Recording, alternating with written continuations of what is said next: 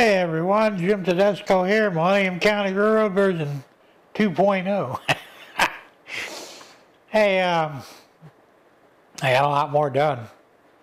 Not bad for a few days. So I'm going to go ahead and show it to you in just a second. Let me turn the camera on. Stand by. Okay, just to recap. We've done what I call the right side of the shed, or the train room. Heretofore known as the sugar shack. So the bench top is finished and the ramp is going up.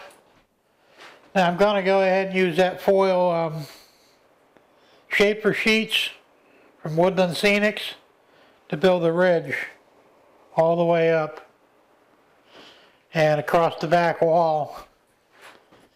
And I'm going to end it here. So it's going to be like a little bit of a mountain range or a ridge range. I'm not sure what you'd call it. So, and of course that bridge is going to go there. I've got to sink it down in the into the foam yet. I have a bridge on order. It's pretty big. It's 60 inches long. It may actually be too long. I may have to shorten it or to go across here or the other one. I'm not sure yet. But what I did was, when nobody was paying attention, I built the rest of the second level. So the second level is now finished, more or less.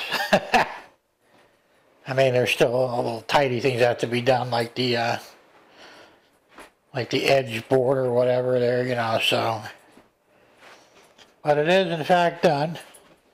And what I did was the pretty heavy plywood. I actually got 1-inch plywood, which was not cheap, by the way. Good news is I was able to pull it off with one sheet, cut in half, so it made the 16-foot run. But I've got these round dowels, and they are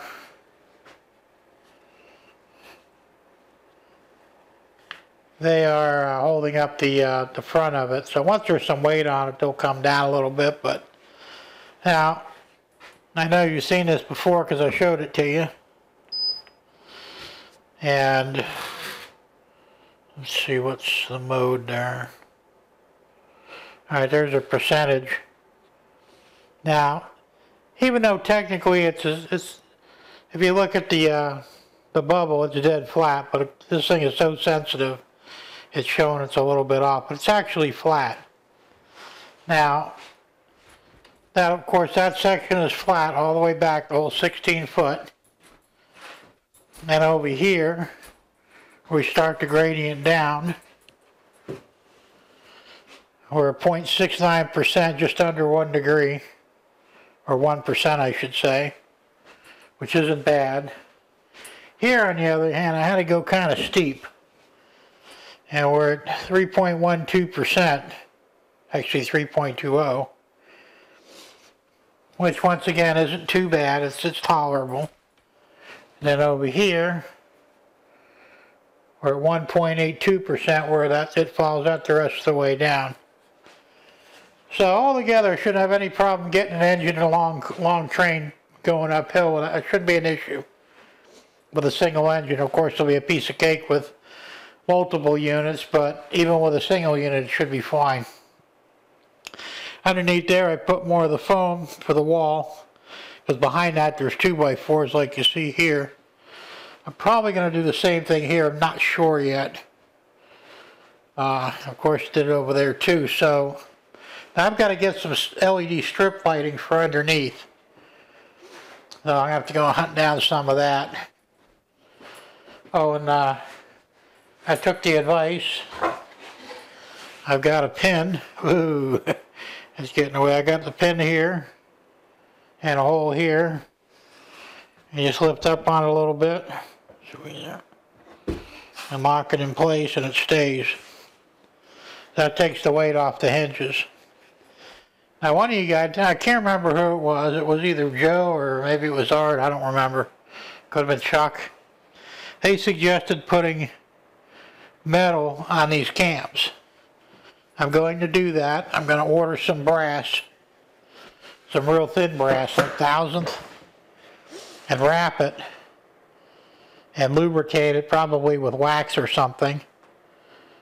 So that'll protect the wood on the actual gate itself. Not too concerned with the cams, they can always be replaced. But I don't want to have to replace the swing gate, so. And it is very heavy.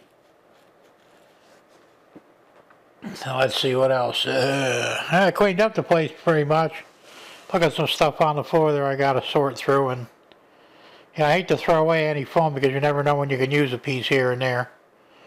So I'll probably just stack it somewhere out of the way in case I might need it, except for those little tiny bits. I'll get rid of those. Let's see what else is going on. Not too much. I did do some rudimentary cleaning on there because this place was completely trashed. Yeah, you kind of expect that, you know. But that's where we're at right now, and I know a lot of you guys are suggesting things I should do, and some of those things I'm going to do.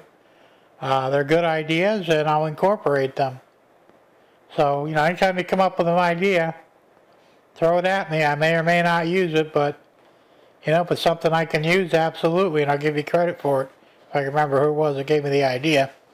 I have to go back and actually look at the comments on my last video. But that's where we're at right now, and I'm sorry to say that I'm way ahead of Dave Thurber. Sorry, Dave, but it's kind of cheating in a way, though, because I don't have a real job I got to go to, so I can do this every day, all day. If you figure in the hours, you're probably actually ahead of me hour-wise. If you subtracted my ability to work all day, every day.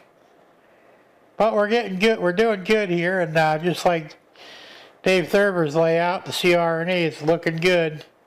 And I'll tell you, he's doing real good on his layout too. I like his swing gate. Actually came out nicer than mine.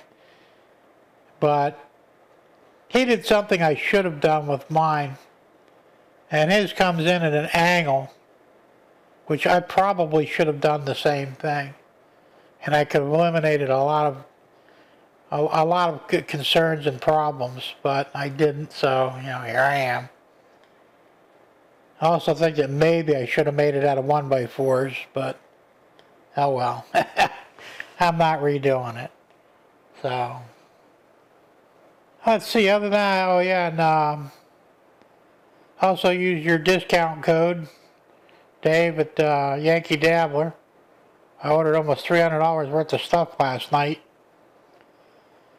I have track, but I don't have any road bed. I don't have any cork under, or like the rubber underlayment or cork underlayment for the staging yard. So I bought some of that, and also got the shaper sheets.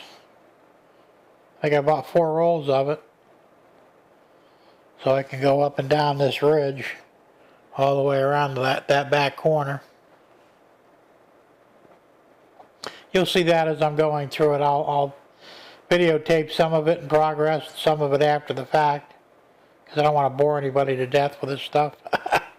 I mean, it literally takes me all day to do something. Like, I've been working on this second level for 2 days now. Roughly, I'd say a good 6 hours each day.